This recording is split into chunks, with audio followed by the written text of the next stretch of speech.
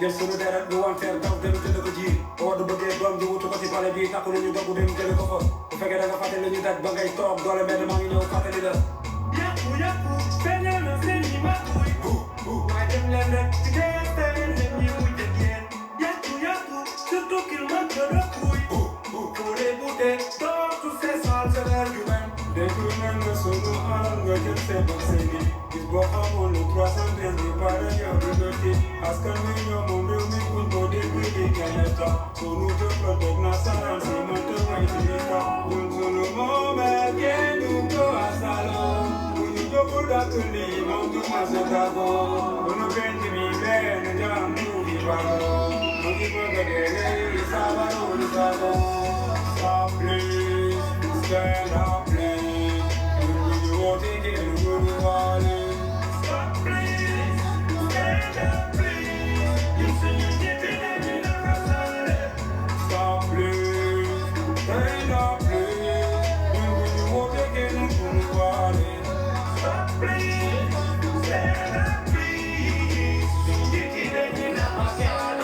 xajaatu fii kalan bi ku ne ci biir fayal ku fiis malaanu kiraay si suuf ñu muuri gis menace su people bu sib datuñ ñu mi xeet naxa la ñu jàppee di ñu jàppee loolu la ñu constaté bu ñu falo dañu fàtte ñoom amuñ gàcce ay xeer moo ñu nar a àtte ci folu balaa dara di xew ñu seet lu coppee ku ñu muy dundee te wane arrogance ma pays bu mat sëkk lay dundee gis sa bopp bee néew li ñuy def ci réew mi ñu ko bëggee di su parte fi ne amuñ njiitu réew mi ñuy def duñu guddee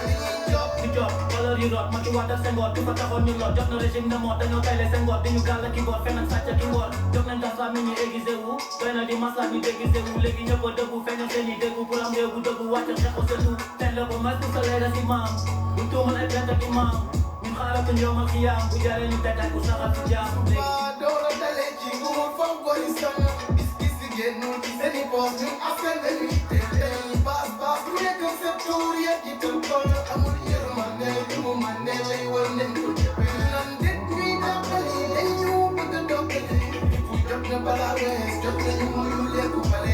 jooy nañ nga furi nañu dëkk ci la nga tuuri Afrique yi yëpp sama du gis kenn la xew jëfale stop please stand up please ñun bu ñu woote kenn du ñu waale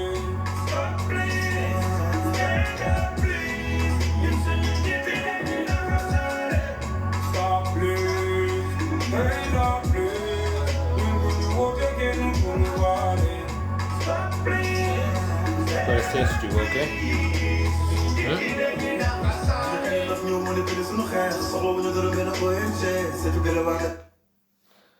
Salaamaaleykum les patriotes maa ngi siyaar ñëpp di jaajëfal ñëpp di masawu ñëpp encore une fois di ñaanal ñëpp di déwénati à tout le monde di ñaan ñëpp nañu ma jéggal wax yombul ak boor bu nit mënti féete maa ngi jéggalu ñëpp di jéggal ñëpp aussi di ñaan yàlla mu nangul suñu koor nangul ñu suñuy ñaan aussi voilà suñu xel aussi dem ci ñi nga xamante ne ni bàyyeeku nañ fi ñëpp suñu mbokk yi fi bàyyeekoo yépp ak ñi nga xamante ni aussi ñoom la ñu bokkaloon combat bi ñu leen di ñaanal yàlla yërëm leen te xare leen àjjana di ñaanal aussi ñi nga xamante ni ba tey ci combat bi am nañ ci ay jafe-jafe yi gaañu yenn jafe-jafe yi ñu leen di ñaan yàlla fëgg seen bopp delloo leen seen bopp aussi di ñaanal ñi nga xam aussi ba tey ci jafe-jafe ñu ngi ci prison yi parce que li xewoon depuis février ba tey ba taxoon sénégalais yi jóg di xeex ñu fàttali ne am na suñu mbokk sénégalais yoo xamante ne nii ci coow loolu ñu ngi ba tey ci prison yi je pense aux 23 wala 21 otages yi nekk à Diourbel am na ñu naan am na liberté provisoire ou pas mais rien n'est officiel donc ñoom ñu ngi ci prison yi ba tey foofu la ñu wooree foofu la ñu korité voilà am na aussi ñu nekk Ziguinchor am na aussi ñaar wala kenn wala ñaar bu nekk Dakar donc suñu xel mi ngi ci ñoom ñu ñaanal sénégalais yëpp parce que am na sénégalais yoo xamante ne ni nekkuñu ci prison waaye li ñuy dund ci kër yi moom moo gën a métti li nekk ci prison yi. voilà donc di ñaan yàlla mu may ñu teewu ko ay at yu bari quoi ci yaar naa ñëpp. tey nag man sama live bi ma ko bëgg a def gars yi ci le président Ousmane Sonko relation bi nga xamante ne nii établir na ko wala ñu ngi ko wala ñenn ñu ngi ko bëgg a établir entre moom ak réseaux sociaux yi et plus particulièrement entre moom ak activistes yi en tout cas ñi nga xamante dinañuy wax man dama ci am benn jàngat boo xamante ne nii dama ko bëgg a partager ak yéen partager vidéo bi ñu waxtaan nag quoi mais waxtaan ci dëgg parce que c'est pas parce que jàpp nga ne yow yaa ngi wax luy dëgg rek que dëgg la voilà et que dafa am loo xamante ni il faut que ñu leeral ko te man sama bopp laay commencer pour ñiy seetaan te leeral ko ne veut pas dire peut-être dañuy attaquer ou quoi que ce soit il faut que ñu leeral benn affaire prime abord mooy que ne Pastef c'est un parti politique boo xam ay sénégalais ñoo toog créé wuñ ko ci réseaux sociaux ay nit ñoo toog xalaat ko tënk ko ne dañuy wut kuñ ko dénk yëkkati ko dénk ko le président Ousmane Sonko mu koy doxal ci doxal bi mu koy doxal ni ñuy duggee ci kër yi di dugg ci bureau yi di dugg ci kuréel yi di dugg ci bedd yi di dugg ci koñ yi noonu la dugg ci réseaux sociaux yi parce que ñi nekk ci koñ yi nekk ci kër yi ñoo ne ci réseaux sociaux yi. à plus forte raison Pastef nekk un parti boo xam c'est un parti jeune ba pare ci niñ ko tëggee ak ni ñu bëggee mu doxee réseaux sociaux mënu si woon ñàkk am yoon te gëm naa ne bi ñu ñëwee ci réseaux sociaux yi wowuñ kenn parce que amul activiste wala nit kuy wax ci réseaux sociaux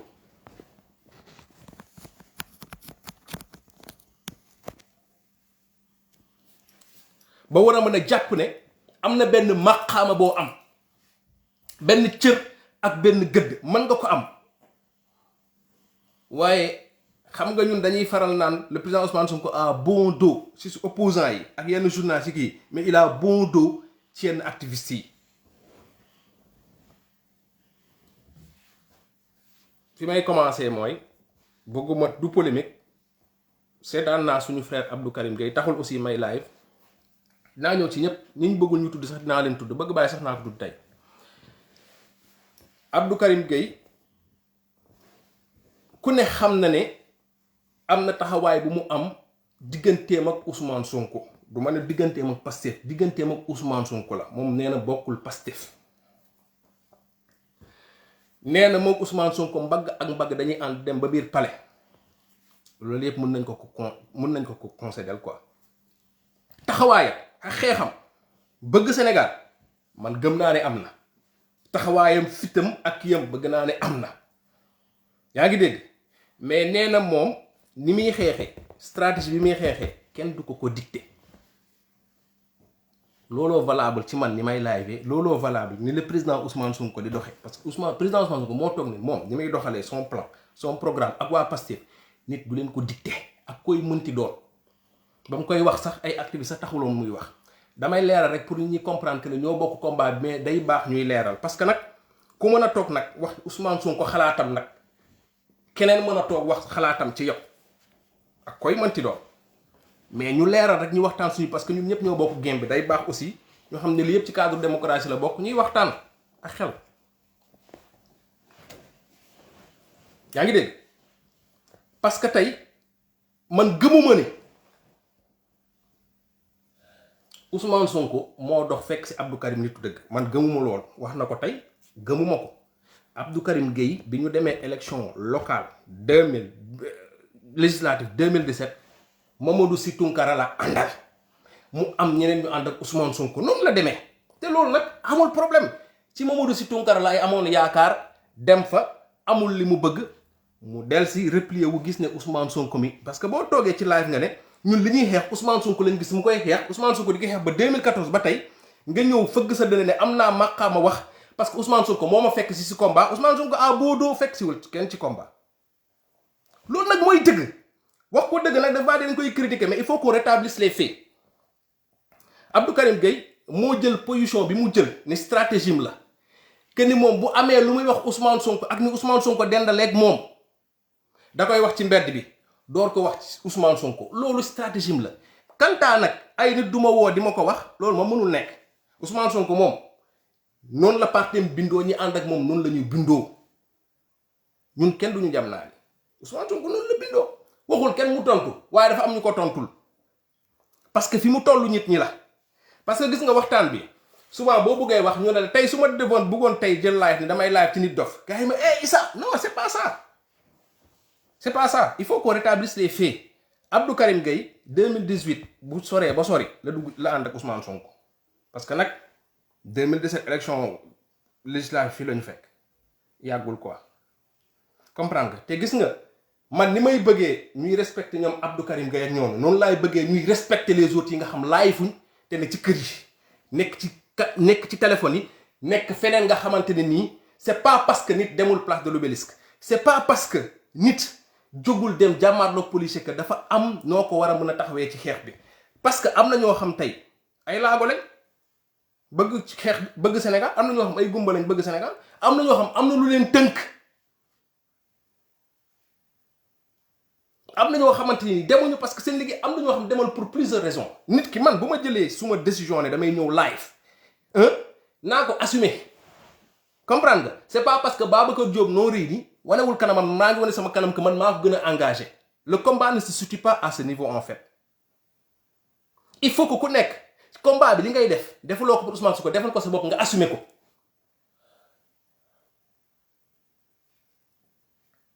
parce que souvent da ngay dégg nit ñi wax amul activiste bu toog Sénégal bu mun a téye Ousmane Sonko mu teg tànkam fi mu jëm wala Pastef mu teg tànkam fi mu jëm c'est que loolu il faut que ñu leeral ko ba pare ñépp ñi fi toog di wax gars yi dañ koo galère ba pare moo tax man je respecte Pastef ñi ko yëkkati ba mu ñut ñëpp ñu jot ci quel que soit erreur yi ñu mënti def man dama yàgg live ne gars yi day leen def nag man daf may dal des fois ma bëgg dara Pastef mu dëgër ci man mais à chaque fois damay jëtal benn affaire gàcce nga alaama ces jeunes sénégalais là Ousmane Sonko ñi ko wër ñi xeex bi teg ko ci tempo ba ñun ñu jot ci ba man ma ci live ba keneen di ci live loolay dëgg te bu ñu mës a jàpp benn affaire que ne Issa bu arrêté live mu dëgër bu ñu mës a réeri mbir que ne Abdou Karim Gueye wax na lu jàmmaarloo Ousmane Sonko non kërëb déedéet bu koy bés bu jëlee décision def ko na ko def bés bu nit dof jëlee décision def ko na ko def bés bu bëgg bàyyi comme ni mu ko defee ni jëlee décision na ko def parce que amul quelque Ousmane Sonko taal otom ñëw ba sa kër wala sa kuréel jàppale si loxo ñe la ñëwal nga ànd ak man dafa nekk ji xeex 2014 2015 2016 2017 2018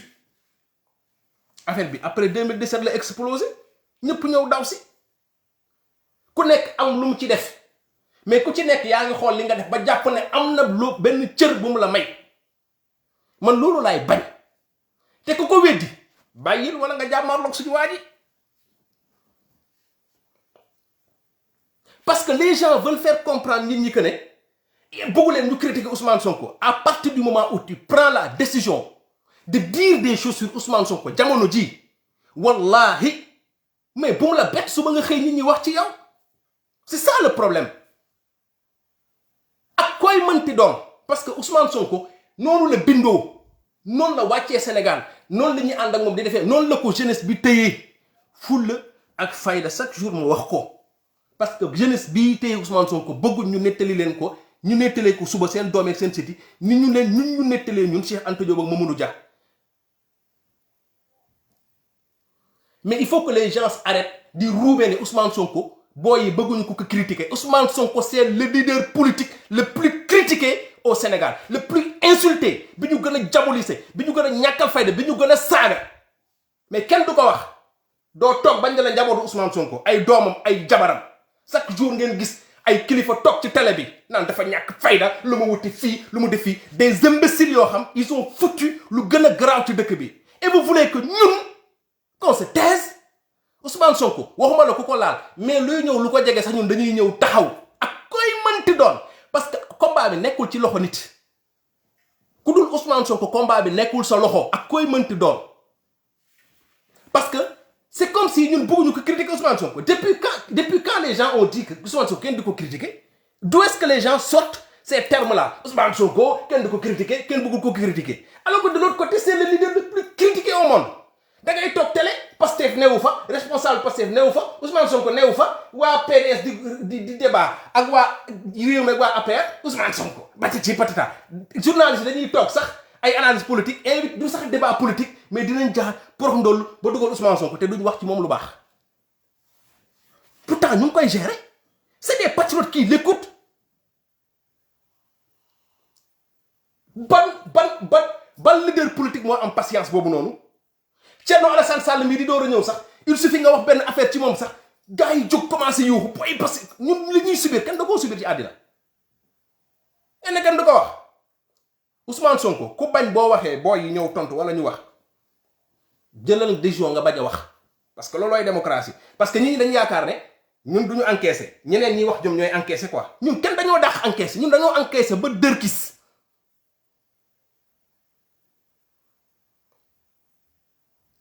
depuis le début Abdou Karim Gueye bi Ousmane Sonko demee seeti Khalifa Sall mu génn ci kaw la ko wax man bir na ma ne billahi am na lu Ousmane Sonko di def yenn saa yi du neexul Guy Marius Sagna doo ko dégg am na lu ñàkkul lu Ousmane Sonko di def neexul nit dof doo ko dégg wala neexul keneen doo ko dégg ñoom ñoo jël décision di ko gérer ak Ousmane Sonko man mi nga xam am naa awma accès yenn accès yi sax ci Ousmane Sonko am na yoo xam du ma ko wax maintenant nag kii jël décision ne yow sa style la sa stratégie la man dama koy wax ci kaw wax ko ci kaw li leen leer mooy Ousmane Sonko à beau dos Ousmane Sonko moo demel noonu parce que nag ñi fi ànd ak yeneen leader te mosuñu def ni ñuy def ak Ousmane Sonko nit ànd na fekk beneen leader te mosul toog wax ci moom c'est-à-dire il faut pas que Sénégal commencé wul démb quoi parce que commencé wul 2017 wala 2018 quoi loolooy dëgg te gis nga li defal Ousmane Sonko defal Pastef li ci gën a diis nga ci dëgg du lu ñuy gis lu ñuy teg ba du lu ñuy dégg ñu yàgg a copp Ousmane Sonko xam nañu baax li may wax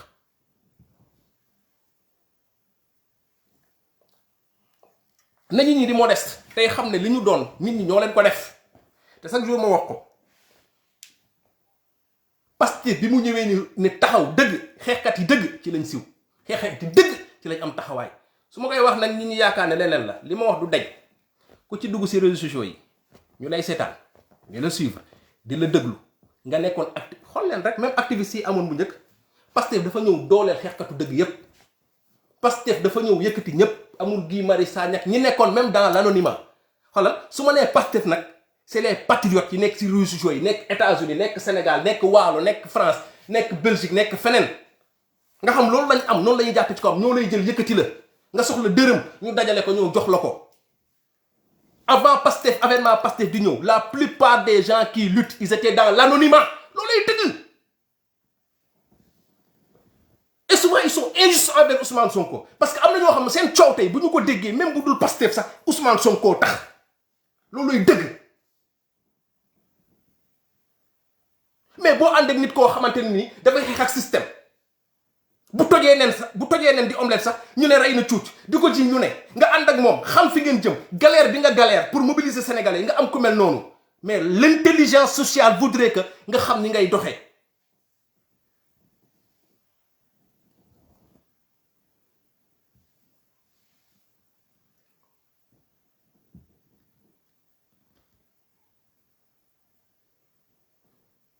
Ousmane Sonko signé na pétition signé wul pétition ci Ousmane Sonko laay wax parce que moom laa àndal 2019 mais am nañu ànd ak moom 2017 fal ko député def ko député le combat c'est des combats de principe boo interpeller Ousmane Sonko bu dee man en tant que patriote bokk Pastef je peux le faire mais bu fekkente ne yow tu es de la société civile tous les opposants dañu war a nekk kenn ci yow parce que la tax sa kuréel gi juddu du Ousmane Sonko sa kuréel gi juddu na avant Ousmane Sonko jàppale nga ñeneen avant Ousmane Sonko interpeller les opposants ñu signé yàlla def na nga am loo sekk ak Ousmane Sonko li xel nangu parce que nit ñi dañuy jël lépp ko wet ci stratégie li xel nangu mooy nga woo Ousmane Sonko ne ko jàmbaar lan moo tax signé go bu boobaa laaj bi tey ci lay gën a neex parce que yow yaa war a informer parce que yow yaa bokk ci ñi man maa bokk ci ñëw ne sénégalais yi ñoo leen jàppale Ousmane Sonko donc man maa am benn parce que tey woo nga Ousmane Sonko jot ko mais woo ko avant jot ko ñu la wax loolu dëgg la loolu kenn mënu ko dindi maintenant nag ku ko bëgg a wekk ci samay stratégie ni may live sama spontanéité kon nañu bàyyi Ousmane Sonko spontanéité bàyyi maag sama spontanéité waaye sa spontanéité mi ngi koy yow dëggalee mooy duut baaraam beneen façon ngi defin et puis qu'est-ce qu'on gagne? La raison voudrait que yow loo xam yaa ngi koy xeex depuis Mathusalem mu ñëw di nekk di xeex mais pour le moment tollaguñ fu ñuy naan man ñi yor sàmm jikko yi li ñu wax dafa leer dinañ dem fépp wax bu jotee dinañ wax fi ñu dem ak fi ñu demul ñu signé ñu signé wu mais loolu yeggaguñ ci dafa am ñoo xam dañu gaaw yeggaguñ ci mooy li ma doon wax ci combat bi dañu génn ma ne leen ñoragul yeggaguñ ci man nag amul kii amul kële Guy Marius Sagna ku critiqué woon Ousmane Sonko suba ma live li nga xam dama jàpp ne tegu ko ci kii moo ko ci Guy Marius te Guy Marius Sagna man fi ma ko tegu ma fa mbindeefu activiste foofu nag laay ñëwee ci activiste yi ñun patriotes yi ak sénégalais yi man en tàmbalee ko ci man bu leen ci jël kenn amul kenn ci ñun lu dul wax ju bari amul kenn ci ñun koo xamante sa combat bi sa loxo la ne te am na yenn attitude bu ngeen ko xamee des imbéciles comme bëgg a bàyyi bu ñu génnee du ñu am c'est-à-dire du doon dara wala du la bett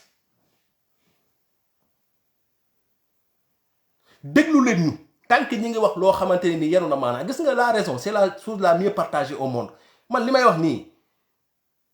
maa ngi wax forcé wu ma kenn wax ci àndale nag seen xel ak seen sago yenn saa yi nit ñëw toog fii man mun li ma xam ci Ousmane Sonko mënoon naa fii di tàgg mu di yuuxu ci Ousmane Sonko xoolal li ma xam ci moom mun naa noon ay togg kii sa yaram di daw ngay jëngu naan Issa mi nangam wallahi suba ngay xëy gars yi seen i milliards lañ yor ak seen i bagages te man du gars yi ba dëgër de des gens comme bëgg bàyyi vous en aurez d'autres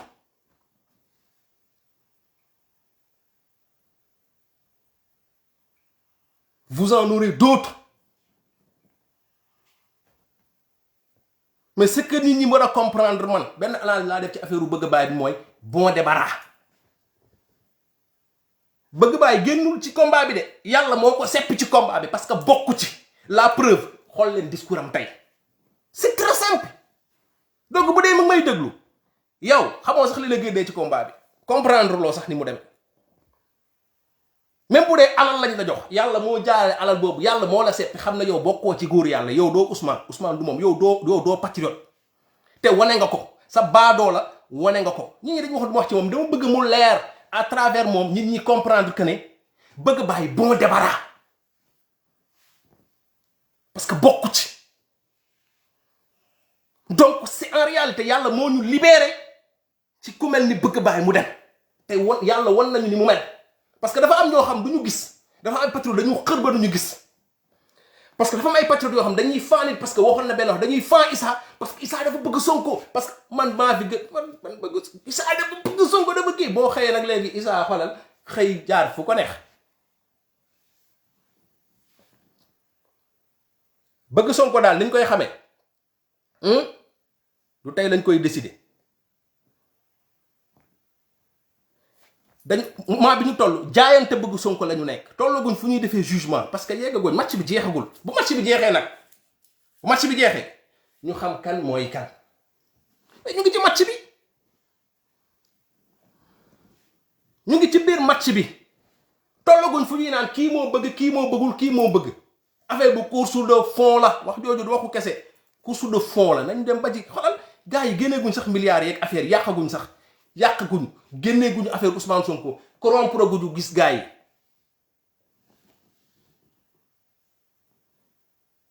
Debron ji Anita bi ni wax mooy dëgg ku dul Ousmane Sonko bu leen am ci moom confiance man looluy dëgg amul Issa amul keneen man ku dul Ousmane Sonko aw ma ci yow confiance ak koy mënti doon nag loolu buñ ko établir coow li jeex na.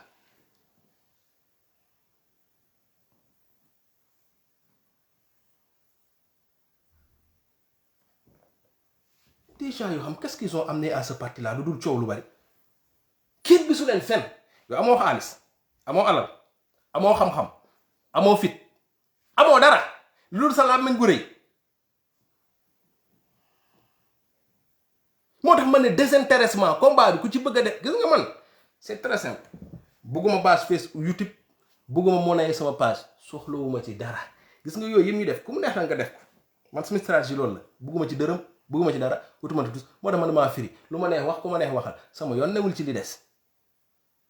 wutuma vue wutuma page wutuma YouTube sama kiiwu YouTube ba démb dama dugg gis fa 26 abonnés dama doon ree sax soxlawuma ko parce que à partir du moment où yaa ngi dugg ci ay bagages yaa ngi jël sa vie privée yaa ngi jàpp ne natt bu la yàlla teg parce que fa la ci war a génnee yaa ngi dévier bu ñu tëjee sa cantine patriote yi nañ ñëw yaa ngi génn booy ngénte patriote yi nañu ñëw booy nangam sangam déedéet loolu mais non déedéet loolu nekkatul le don de soi pour la patrie bi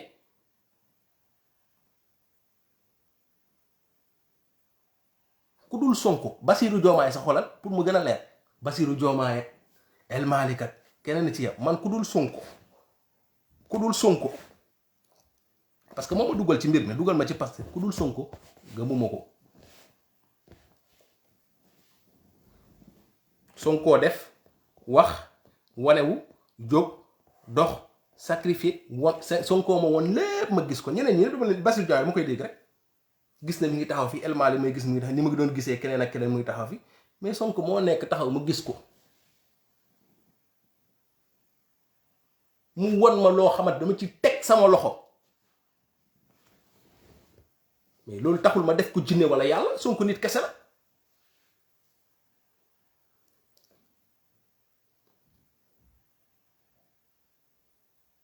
Sonko nit kese la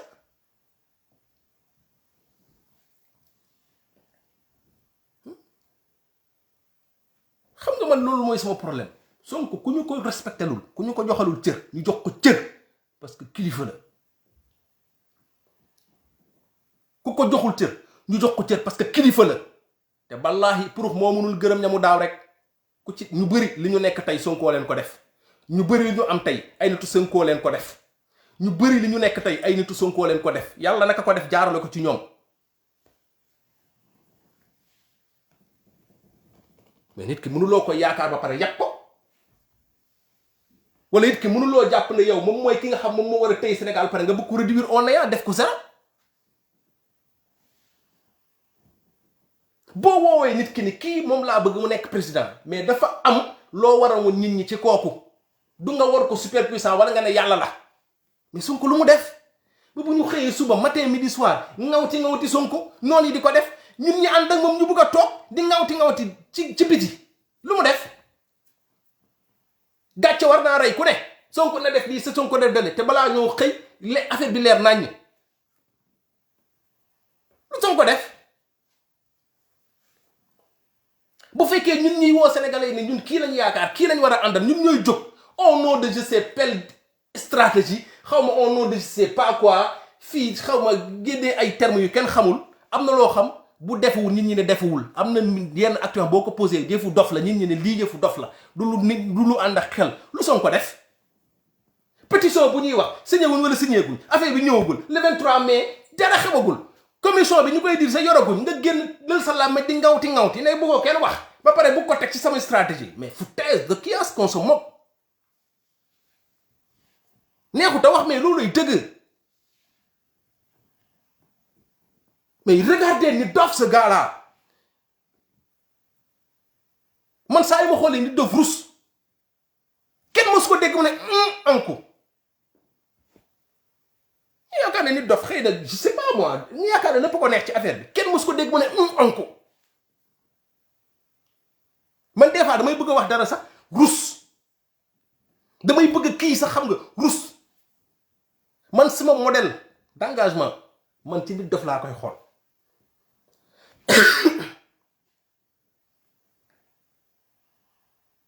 Le gars c'est le meilleur, le gars moom moo fi ne mais à chaque fois que nga am occasion pour taper sur le gars mais tu te prives pas Ousmane Sonko non warul am xarit bi warul ànd ak kii warul def yi Moussa Diop warul kii ba pare Abdou Karim Gueye mais à un moment il faut que ñu ne ko xam nga sama waa ji c'est-à-dire xam nga et puis bëgg ko jaay ci léegi naa keroog ma ay booy yéen barke dem ngeen ñëw ñun xoolal ba ñuy jot ci Ousmane Sonko boobu ñun ñi ñu ngi ci yeneen te Ousmane Sonko fekk si wu fi kenn ñun ñi ñoo ko fekk si parce que dafa ne ci dëgg xam nga wut mbooloo dafa métti politique dafa métti souvent da ngay téy yu bari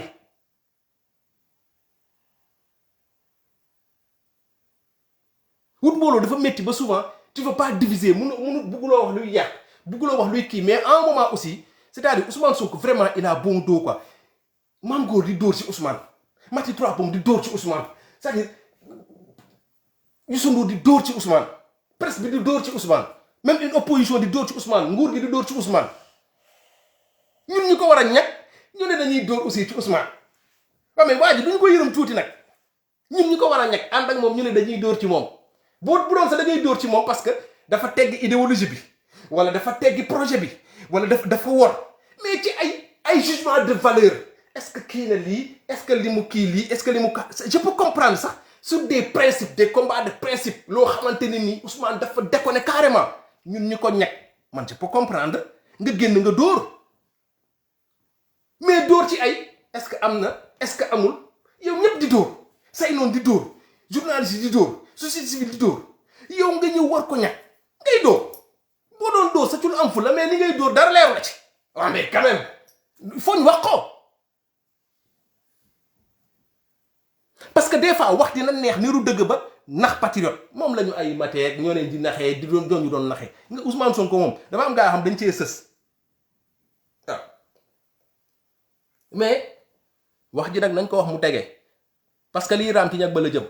bu ñu bañee bu ñu bëggee benn activiste fii du ñu sonal fii ak 2024 nañu ko teel a lijjanti fii des fois du neex du dëgg activiste bu ngeen fi gis mu ñëw di ñol-ñoli di kii xoolal nañ ngeen ko wax boppam combat bi weesu na activiste yi yàgg nañ fi Guy Marius Sagna rek doy na ci firndeel Guy 2000 ba tey mi ngi xeex Ousmane Sonko nag yàlla moo ko suturaal def ci moom lumière boo xamante ni boo ko jegee feeñ waxuma ko parce que cela n'allait en rien ci méritu Guy Marius Sagna xëy na sax Guy moo gën a nekk patriote Sonko mais looloo am y a des gens yu fi nekkoon di xeex matin midi soir bu ñu woote woon ñetti nit munuñ dajale ñetti nit xoolal fenn ci tali munuñu dajale ñetti nit man dama bëgg ñu reconnaître man li may bañ mooy c'est-à-dire Ousmane critique nañ ko critiquer Ousmane nañ koy gën a critiquer ñun ñuy gën a comprendre mais critique li laay war a suul nay objectif mais ne le critiquez pas pour le critiquer on comprend Ousmane neexut a critiquer parce que Ousmane nit la de am na ay défaut de mais erreur moo ko yombul yenn saa yi sax mu def luy nuru erreur mais yàlla bu àndeeg yow noonu la demee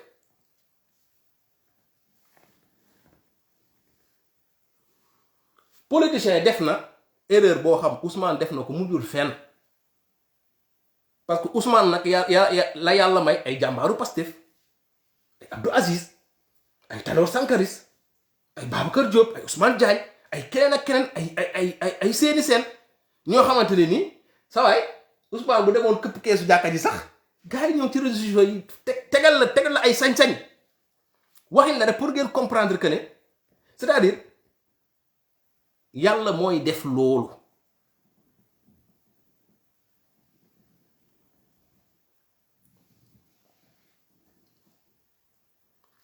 te loolu xam nañ tax ñu koy def ay erreur Ousmane Sonko koy xaar ñu toog ci réseaux sociaux yi di ko bilipaane tey nga dee parce que Sénégal li mu bindoo mooy suñu intellectuel ñu ngi toog seen salon yi de ay livre wër leen analyse ak affaire journal ñu ngi toog de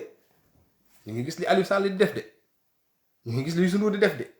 ñu ngi gis li Macky Sall def de ñu ngi gis li keneen ak keneen di def de mais boobu intéressé wu leen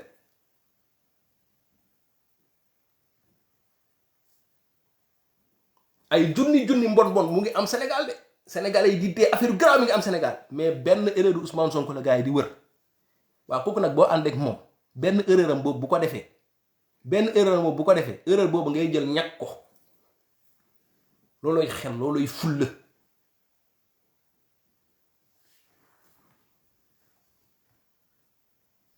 c'est la question de Ousmane a signé ou pas. Pourquoi est-ce qu'on le pose en fait ci contexte tey bii nga xam ñu ngi ko ñadd bëgg ko rey il est où l'intelligence de poser la question de savoir man sax bu doon sax c'est une question généraliste loo xam opposition fu ngeen terlu sénégalais fu ngeen toog signature bi mais ciblé Ousmane Sonko lan moo tax signé wul pétition boo xam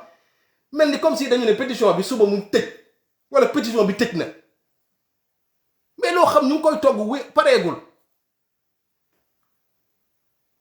léegi nag je sais pas par quelle alchimie nga bëgg fi def live wëlbati wax ji rafetal ko samay stratégie spontanée Abdoul Karim Gueye da nga juum te Ousmane Sonko ëppale woo ci nit toog nañ maa ngi yow ci kanamu Tunkara nga naan ma maa ngi door a jóg ci Ousmane Sonko maa la jëkk a jot ci Ousmane Sonko man bokk naa ci li tax Ousmane Sonko nekk député nañu ànd ak modestie muy man ak sama morom nañu ànd ak modestie Ousmane Sonko alalu mbooloo la. alalu mbooloo nag boo ciy wax mais xaaral nit ñi tontu la parce que je vois pas l'enjeu ou l'intérêt de poser un débat Ousmane a signé ou pas sur un truc boo xam mi ngi ci processus bi di avancer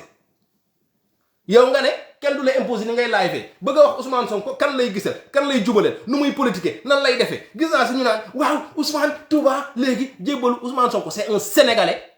bon teint gëm suñu tarixa yi war naan suñu kilifa yi na ko nit ñi comprendre quoi mais parce que gars yi dañu ko bëgg a def benn affaire Ousmane Sonko dafa ñëw teg paana ku nekk indi sa kopp dugal mais am na ñoo xam lijjanti wuñ paan bi li ci kopp bi ñu dugal rek la ñuy lijjante ñoom ñii dañoo indi kopp affaire tarixa yi ñii indi kopp affaire franc CFA am na ñoo xam Ousmane bu toogee benn 6 mois waxul ci franc CFA sax tay sa waa ji dafa commencé soppeeku de saa yi waxatul ci franc CFA bi de wala nga dégg benn contexte ñëw Ousmane def benn discours defaa beneen discours mu ne non Ousmane ni mu waxee woon fii ci franc CFA bi ak ni mu waxee fii moom franc CFA am rek koy lijjanti am na ñoo xam comme ñoom bëgguñu dara ci kilifa diine pour seeni raisons yi ñu am xoolal ñu ngi xool Ousmane est-ce que bi mu nuyoo sëriñ bi mbëkk na Ousmane a ngi mbëkk xoolal non Ousmane a ngi mbëkk yow ba ngay dugg si Ousmane mbëkk naag murid laa tijaan ak laayeen dala ciy duggal yow lan moo tax nga bëgg a jël sa kopp forcé ko paanu Ousmane paan gi la yor sa kopp a ngi ci biir mais fexeel ba paan bi yegg comme ni ko maam Abdou Aziz Dabakh doon waxee fexeel ba gaal gi yegg ku ci nekk sa kopp mën a sauver looloy problème ñun patriotes yi ku ci nekk da nga am say catu mbiru bopp bu ko yen Ousmane nit kese la wàcc leen ko yàbbi leen waa ji may leen ko jàmm nit kese la comme ñun Ousmane li mu yenu xalaat leen nit ku ko yenu waaye may leen ñu jàmm waaye Ousmane lu mu def changé na soppeeku na nangam sàngam lan la fi Ousmane doon woote tey te wootewu ko Ousmane ba mu ñuy woo ci Pastef daf ñu ne woon man du ma murit du ma tijaan du ma ibaadu du ma dem Touba du ma ne Ousmane ba muy dem Touba daa xam Pastef daf ñoo xam dafa dugg ci combat il faut que les gens soient sérieux yaa ñun aussi souvent ñun ñooy may suñuy noon ñuy kawti ko yaa des débats yoo xam il faut que ñu dépasser ko Ousmane Sonko projet la ñu sekk ak moom benn idéologie la ñu jaay ñiy coow ni yépp amul kenn ku mën a ñëw taxaw ko ne Ousmane Sonko ba muy ñëw dafa ne ibaadu laa murid laa tijaan laa laayeen laa Ousmane Sonko ba tey kenn ku fii wax ne Ousmane Sonko fii la far wala fii la dëkk waxu naafeq ngay wax waxoo dëgg yéen a ngi diggante Macky Sall lan la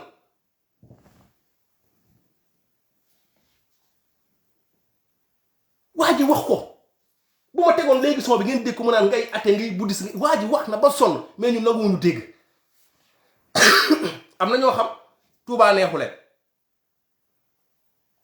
lu Ousmane Sonko def Touba ñu ngi koy yërndu am na ñoo xam Tivaouane neexu leen lu Ousmane Sonko def Tivaouane ñu ngi koy yërndu am na ñoo xam nangam ibaadu am na ñoo xam c'est-à-dire doo comprendre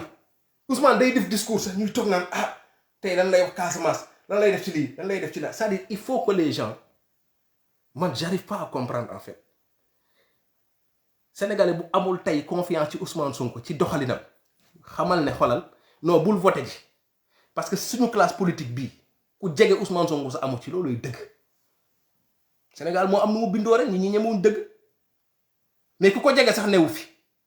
du ci coow laa bëri langue ji moo neex ñun ñëpp ñëw nouvelle génération bi di ñëw yëpp Abdourahmane Diouf ak ñii fi tey dama koy wax ñoom ñi ñëpp Thierno Alassane Sall yëpp di ñëw kenn jotu ko ci catu weew ku ci nekk cër bi nga nekk nii di am ci politique sax Ousmane na ko liggéey nga nangu ko nga bañ ko say partisan nangu ko ñu bañ ko nañ ko nangul nag loolu la ko yàlla def parce que ñun looluy suñu problème les gens duñ ko accepté fii de c'est les mêmes gens qui le critiquent bu ñu demoon tey demal boo doon bëggoon ci kii di demal ci biir politiciens ñu lay raconter l'histoire de Mamadou Dia ñëpp ay wax ci moom lu rafet c'est ces mêmes gens là bëri na ci ay nuuxóor yoo xam ñoo doon def tout pour Mamadou Dia bu mu réussir mais tey tout le monde reconnaît l'héritage de Mamadou Dia ku ñëw parti bu bees bu ñëw l'héritage de Mamadou Dia héritage bi tey lañ koy door a nangu loolu nag du ñu dal ci Ousmane Sonko ku ñëw ne je l'avais déjà dit je l'avais déjà fait je l'avais déjà le problème ne se situe pas à ce niveau en fait gis nga ni da nga koy nangul réussite am ñun waxuñu Ousmane Sonko moo gën a jàng moo gën a xam moo gën a intelligent moo ëpp fit xëy na Abdourahmane ko ëpp jàng xëy na Thierno Alassane moo ko ëpp nangam xëy na keneen la ko ëpp nangam mais nangul leen ko li ko yàlla defal parce que ñu bëri ñu ñooy jugé ñu ànd ak ñeneen ñi Thierno Alassane Sall bi ñu ko fii noot je connais des patriotes man mii en premier on s'est battu à côté de lui dañu xeex pour moom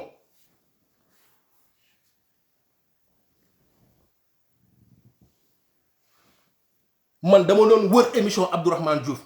te boobu mu ngi ànd ak Idi te boobu maa ngi ci Sonko dama doon wër ay émission di ko déglu parce que boroom xam-xam la il est où le problème ñun dañuy wax nanguñu keneen mais nit ñi ñooñu nangulul ñun patriotes yi ànd bi ñu ànd ak Ousmane Sonko nañuy bàyyi di wëlbati képp te loolu day baax patriotes ñi ko comprendre ñun c'est pas que ñun dañu nangu ñeneen ñu dem feneen de nit ñi ñooñu nangulul ñun ànd bi ñu ànd ak Ousmane Sonko c'est ça qui dérange en fait après dañ koy ëlbati ne comme nañu ëlbatee ne ñun ñooy saaga xam nañ ñuy saaga de mais nee na ñun ñooy saaga boo ànd ak Ousmane Sonko ñu wëlbati affaire bi ne la yow bëggoo ko ànd ak keneen alors que ñoom ñu koy ñoom ñoo bëggul nga ànd ak Ousmane Sonko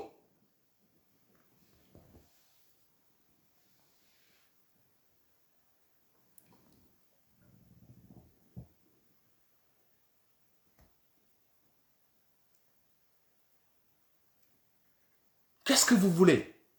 moo tax patriote di ngeen di li lay war a sul am na loo xam ñun buñ ko xeexul suñu biir lijjanti ko def ko suñu diggante ak Ousmane Sonko dinañu wàcc suñu yoon noonu buy yàpp Ousmane Sonko golo bu jóg yàpp Ousmane Sonko jaarale ko si ñun un chrétien de bëgg bàyyi day jóg sax dem na mi ngi laay di saaga Ousmane Sonko ñëpp dajaloo daw fa boo waxee ñu naan la xam ngi kii ñenn ñi message la laayval ci kii la man laay Ousmane Sonko loolu la leen ji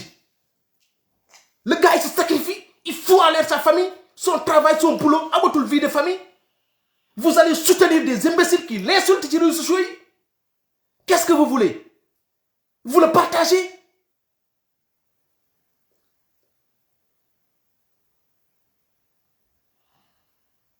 dafa laaj sacrifice qu'est-ce qu'un patriote peut aller tirer ci laay bu bëgg a bàyyi qu'est-ce qu'un patriote peut aller tirer ci laay bu Matar la Kagulaar man mun naa comprendre ça laay bu Macky Sall laay bu keneen ak keneen ak keneen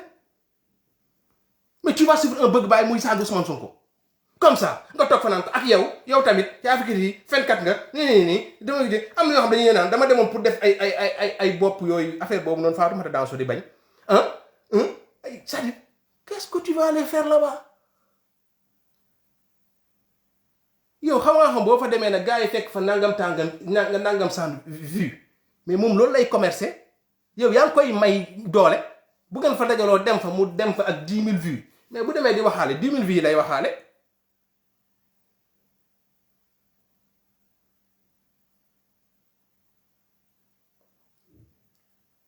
Ousmane Sonko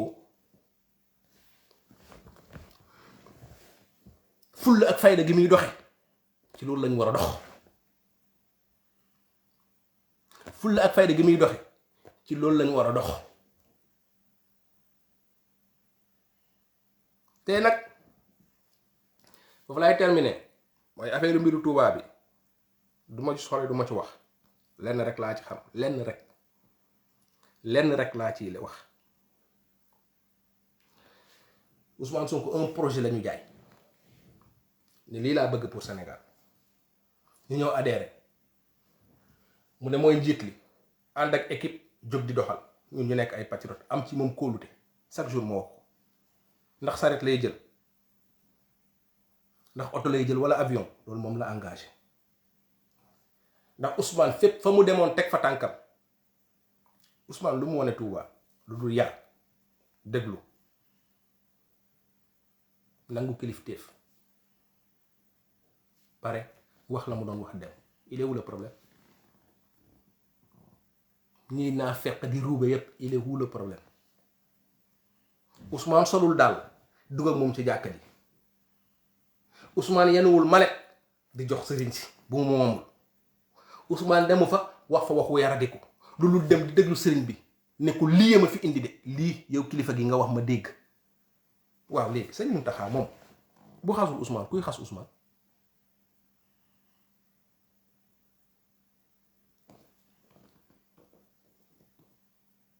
ki jiite jàng bi bu xasul Ousmane kuy xas Ousmane bu yaayu Ousmane xasul Ousmane kuy xas Ousmane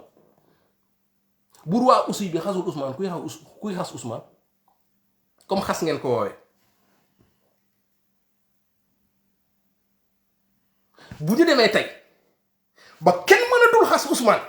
ñu yaakaare ko ci kilifa diine yi mooy ñun sauvé nañ Pastef dem leen julli ñaari rakka te xam ne moom combat bi jeex na bu ñu demee ba Sénégal presse beeg bon ñiy def bon yi yaakaareetuñu kenn ko xas Ousmane comme xas nañ ko fu ne ci télé yi ci rajo yi ci internet bi Macky Sall ak ñi mu àndal ñëpp xas nañ jàllul léegi nag yaakaare wuñu ci fenn xas bi loolu si suñu mag ñu baax ñeeg sëriñ kii bi ça veut dire que combat bi jeex na foofu amatul combat parce que man gis nga nit ñi ni ñuy bëgg a interpréter affaire yi man duma ci dugg nit da ngay am gis-gis bu sori perte ak défaite weesuwul nga dem ba yaakaaratoo kenn loolu di déglu xalif général des mourides ci li muy wax lan nga mën si cofee Ousmane kon macha allah Ousmane wàccoo na ak ñun kenn du Ousmane comme foofu la ñuy wër léegi ça veut dire que combat bi jeex na parce que ka ko xas bu dee xas la moo ko war a xas di moo ko war a xas di man de yàlla naay dem Touba sëñ Mountakha di ma xas rek yàlla naay dem Tiwaawan ñu may xas comme Macky mënatuma xas Yérim mënatumaa xas télé Youssou Ndour mënatumaa xas Mati 3 boobu mënatumaa xas diw ak diw mënatuñ maa xas léegi nag ñu ngay braqué lépp daw ci sëriñ ba di ko ñaan naan ñu xasal ñu ko bu dee xas la bien sûr kon coow li jeex na parce que nag dafay baax ñuy fàttali kooku ngeen ne xalif général bi mu ngi koy yedd kooku ngeen doon wax yaa 3 ans ne du fa dem jihadiste la kilifa yi bëgguñu ko bëggul kilifa yi tey Ousmane yaa mën a duma say noonu te doo ci boole wax nag force tranquille gàcce waroon na leen rey gàcce waroon na leen rey ngeen toog tey di lijjanti la ko xalif waxul ko waxul ak la ngeen fa wax yépp fen ya ngeen fa fen mi ngi fi tege kenn du Ousmane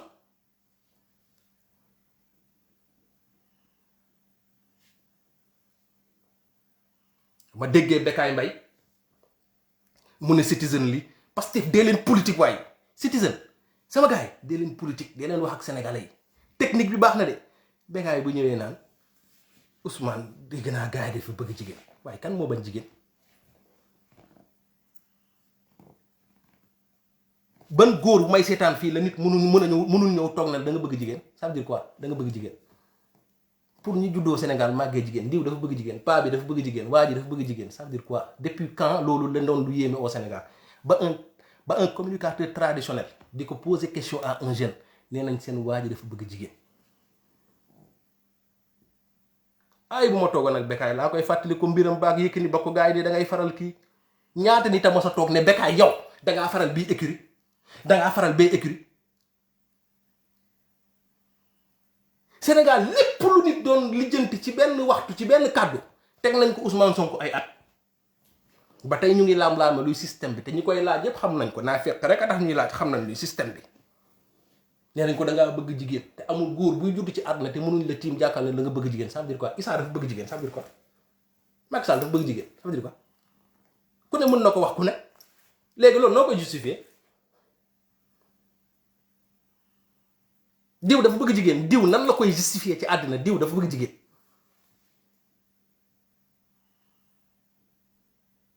waxi dof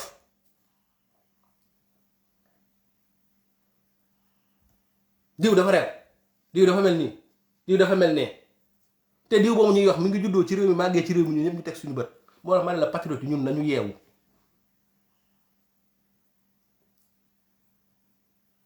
bu ñuy ñëw naan ñun dañu gëm Ousmane Sonko gëmewuñ ko ñoom ñoo ko teg fu ñu ko gëmewule parce que ñoom ñoo jël Ousmane Sonko bu ko def yonante si ñun dañu naan ñun ñoo ko def yonante mais en réalité defuñ ko yonante parce que lépp lu ñuy nangul beneen opposant bañal nañ ko lépp lu ñuy nangul beneen politicien bañal nañ ko lépp lu ñuy nangul nit Sénégal bañal nañ ko lépp lu ñuy bañal góor Sénégal nangul góor Sénégal bañal nañ ko nee nañ ko sax léegi bul defati mancé wu bul defati lii lépp lu ñuy bañal góor Sénégal mbindeef Sénégal nangul Sénégal bañal nañ ko donc ñoom ñoo ko jël def ko ku yéeme ñun ñu jàppee ko noonu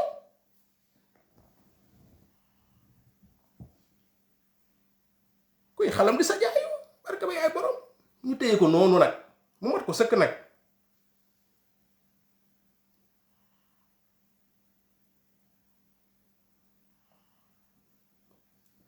moo tax tey nañu gën a déterminé wu fi ñu jógee fa sori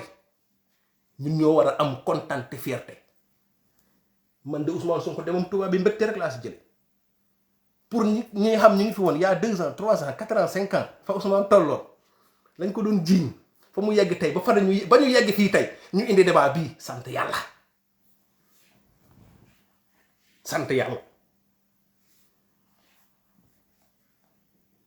parce que ñi ñu koy wax nii tey ñoo doon def lu ne ci àddina pour bu Ousmane am lii mu am nii tey mu dem ba am ko ñu ne ñu yéen du ngeen ko savourer du ngeen ci am mbégte ak ñoo ciy am mbégte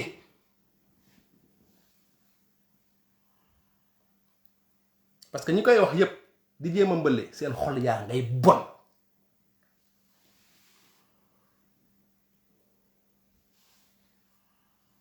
ko Ousmane yàlla na nga yàgg di dem ci kilifa yi ñu lay xasal parce que ñu mënuñ laa xas dañ laa bëgg ba dof te say ña ngay xeexal mënuñ laa xas parce que amul luñ la xase parce que lépp lu ñu mën a teg sa der lu gën a bon ak seen kaw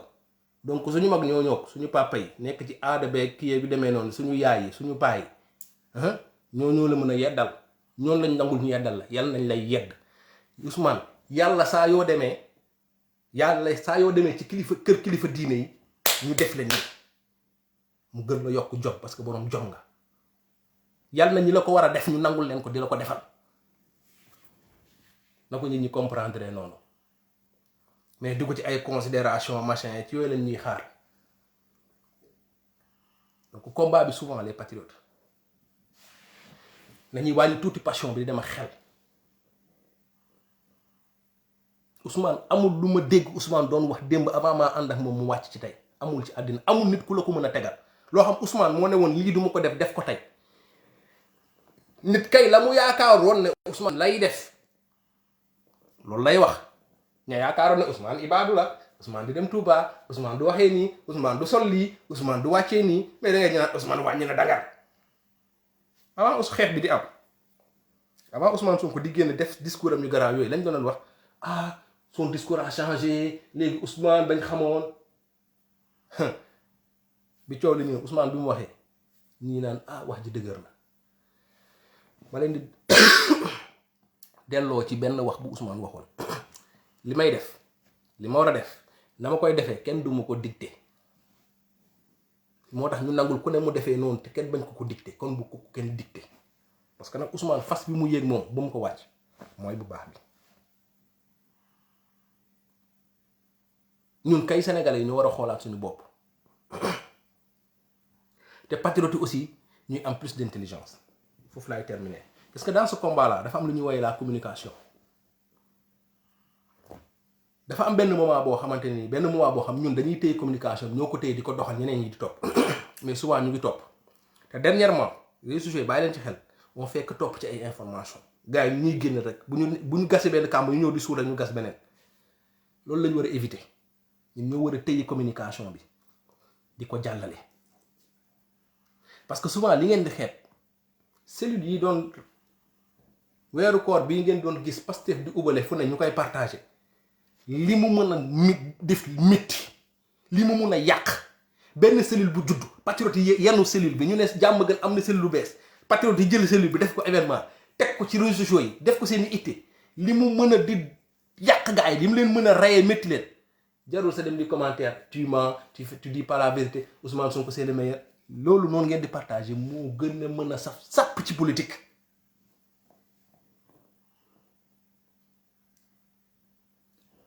du ngeen laaj lan moo tax suñu ndaw si ndoguwul servir le Sénégal ndoguwul ñoo moom réew mi force reste à la loi ñoo nii ndoguwu leen de ren ñoo ay ren ñoo ndogu ren ñun ñoo joxe ndogu ak suñuy ñetti dërëm ak ñeenti dërëm yéen ngeen yor seeni milliards génnu leen yéen a xam nag li tax génnu leen waaye génnu leen de loolu nag na ko nekk def jàngat génnuñu de joxewuñu ndogu xaw ma lu tax ñu doon joxe ndogu moom c'est pas pour sénégalais yi ndogu wala xëy na nangul nañ ñu ko massification conscientisation dañu nekk ci yooyu du tee nag des fois nga dóor ñu dóor benn nga dóor xam nga fayu politique la fayu ci pas physiquement xeex mais peut-être xeexu politique bi ngay kii mais aussi nañuy dem di tibb ci parti bi di tibb ci ñuy communiquer ci parti bi di publier yooyu noonu parce que ci politique lañ ne te ñu bàyyi di publier benn dof bu xëy wax dara ci Ousmane Sonko ñu publier ko di ko tasaare loolu mooy xeex bi bu ñu bëggee jàppale Ousmane Sonko il faut que ñu koy fekk ci moom li mu bëgg parce que Ousmane Sonko des fois day wax ak ñun te duñu tudd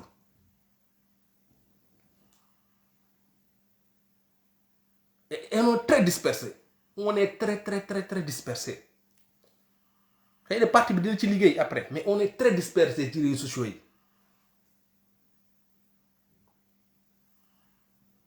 j'ai vu beaucoup de gens qui disent que Ousmane Sonko sympathisant Ousmane Sonko lañ man quand tu dis que tu es un sympathisant Ousmane Sonko c'est pas un mot c'est parce qu'il y a quelque chose qui te lie à Ousmane Sonko mooy Ousmane Sonko de yow mbébét bi nga am pour Sénégal Ousmane Sonko de gëm nga ne mën na ko doxal Ousmane Sonko dem Touba bukk yi génn ak kañe yi di wax nga xëy def sa laay naan da ngay kii fii yaa ngi nii commencé dal naan kërëb ba pare yow nga ne da ngay jàppale Ousmane Sonko yow yaakaar nga ne yaa ëpp fu la Ousmane Sonko ëpp ko fayda Ousmane Sonko li mu def yëpp yow yaakaar nga ne Ousmane Sonko moom moo ñàkk fayda moom moo dem ñu koy toraxal daal yow moom yow nangu wala yow nga toog sa laaj naan yow Ousmane lan moo tax nga dem fee ñu lay toroxal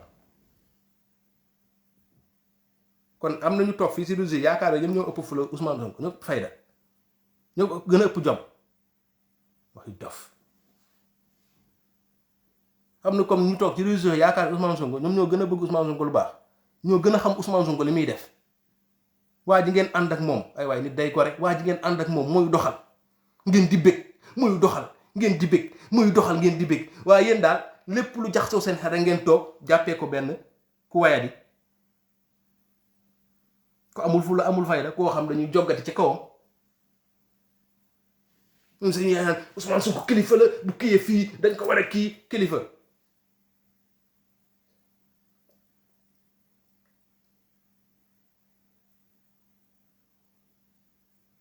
lan la Ousmane Sonko dégg Touba lu mu déggul ci rajo bi dégg ko ci télé bi lan la Ousmane Sonko dégg Touba lu mu déggul ci réseaux sociaux yi waaye arrêté leen seen waxu caaxaan yi waaye depuis ñaata weer ñuy dégg Ousmane Sonko violeur dafa dégg violeur Touba depuis ñaata weer ngeen jàkkafe ñu naan jihadiste ñu naan ko rebelle daf ko dégg Touba Ousmane daal ngeen jàpp ne ku ñàkk fayda la moom day dem moom nangam sàngam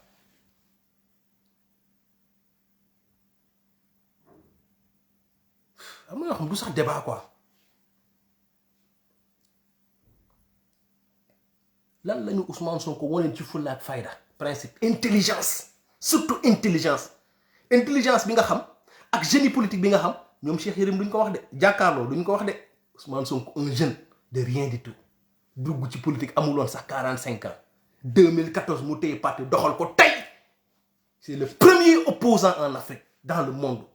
ngeen toog naan ñu ciw fii kërëb vous n'avez rien compris pare nañu kenn du ko wax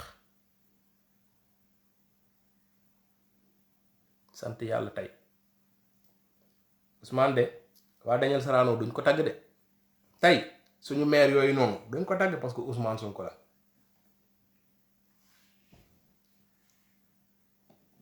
ñu ñuy jaay Macky Sall nekkoon na lii ak lii ak lii ak lii ak lii Ousmane Sonko ñëw ne leen man dama def lii ak lii ak lii balaa maa dugg ci politique ak ba ma duggee ci politique ci fànn boo laal nag dama def nit ñi gis pare nag sama parcours set wecc gars yi naan ko politicien buy door a ñëw nga amuloo expérience mu leen di duma mu ñëw samp boppam samp ndëndam def lu kenn deful di déroulé ngeen ne du génie politique ngeen ne du fit ngeen ne du intelligence ñu teg ko affaire u Mœurs affaire u Adji Sarr mu téye ko de bout en bout depuis le début téye ko di ko doxal ñu ñëw naan parce que il ne vous dit jamais la capacité ak la lucidité sérénité bi Ousmane Sonko am pour gérer affaire bi de bout en bout te wàccul fa mu toogoon weddiwul boppam te lu mu mës a teg li noonu la ko tegee di ko doxal ba mu yegg fa mu yegg te lu mu wax yàlla def na loolu la demee les gars yi bëgguñu gis loolu tu vois ce qu'ils nous vendent à la télé di Ousmane Sonko depuis le premier jour fi mu teg tempo bi ni mu ko xëccee teggi ko xoolal gars yi ñoo ko taal mu fay ko kenn du ko wax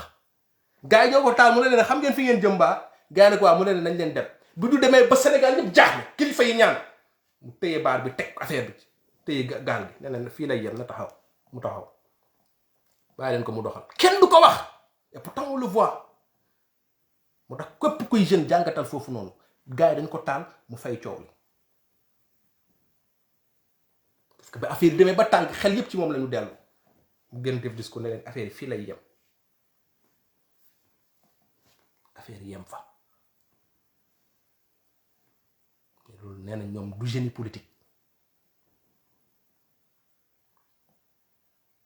ñu wala ramener débat bi yëkkati ko pour étudiants yi élèves yi suñu rakk yi déglu xam politique lan la ñu wàccee waat ñu fan na wuyu ji ci koo xam nee na damaa bëgg procès am ñu teg débat na wuyu ji ñu teg débat lu mu fay def loolu mooy Sénégal kon Karim bëgg bàyyi ñeneen diñ war a wax ñeneen ñëpp loolu mooy Sénégal ku muy tuur Ousmane Sonko dina dëkk ci di la teg gàcce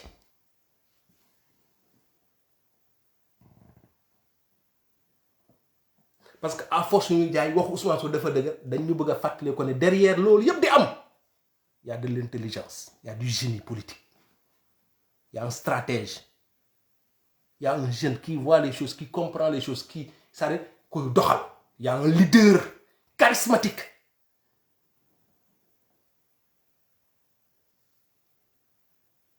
moo tax waaw patriote yi Ousmane Sonko nañ ko tàggatal yëkkati ko ba ci kaw nañ ko teg fu ñu tegul kenn nañ ko rëyal nañ ko teg fu ñu tegul benn politicien te képp ku taxaw pour faagaagal ko ñu jàmmarloo ak yow noonu lay demee noonu lay demee mu neex mu naqari noonu lay demee gars yi maa ngi siyaat leen bëggee massification jublu ci élection yi waaw te des fois yenn diversion yi jarul sa rejeté doo fa nekk sax di jël sa temps di rejeté da nga koy romb te ñu dem vers l'essentiel. Faisons la promotion de Pastef de nos bonnes actions. Terminé di nuyu suñu grand Ousmane Tounkara ñu ngi koy xaar di fàttali ne Ndongo Diop ak les autres prisonniers ci prison yi lañu ndogoo ci prison yi lañu woree te ñu ngi fa des ba tey ci bëgg-bëgg benn wala ñaari nit donc lu ci waaye mën na ko def.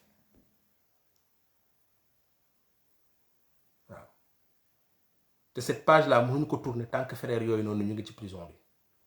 lu ci waay man da ko def parce que il est hors de question que ñu leen di fàtte parce que su ñun la ñu bokk te xeexuñu woon pour yóbbu dépense seen kër xeexuñu woon pour am dara dugal seen poche li ñu doon xeex lañ doon xeex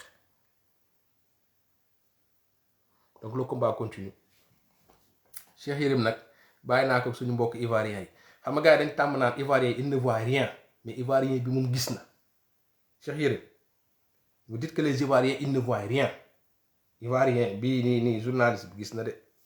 li jëndal sa 300 millions yooyu noonu toog ci kanamu télé bi di màcc ay tuñ di sañse di fan sénégalais yëpp ñàkk jom bay bëgg a dee fii lu fi nëbb woon dina feeñ ngay activiste journaliste koy mënti nekk Sénégal dañ ko teg ci raay yi